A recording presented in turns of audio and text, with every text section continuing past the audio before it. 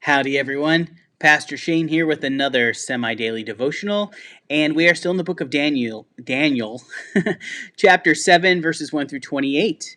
Today's key verse is number 23, and that says, "This is what he said.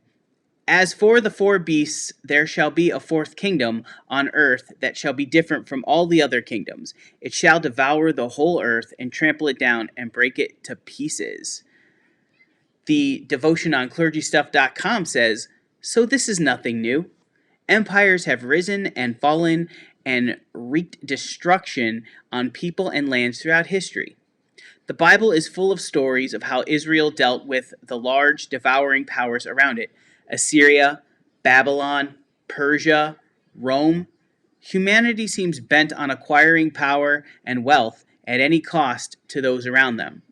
And here we are, with the United States behaving in the same devouring manner. Only this time the stakes are immeasurably higher, as we don't just have power and influence on our immediate surroundings. In a global society, what any country does has reverberations around the world.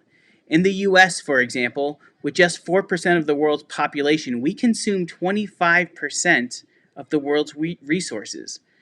Looming over all of us is the horrific specter of climate change.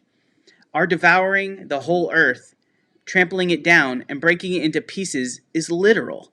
We are destroying God's creation wholesale and will leave nothing behind for future generations if we do not take drastic, and I mean drastic, action now. What is to be taken away from Daniel's divine vision? Perhaps hope. Because in his vision, the final beast is utterly destroyed by God and all is restored to justice and righteousness. As Christians, we are called into this work for justice.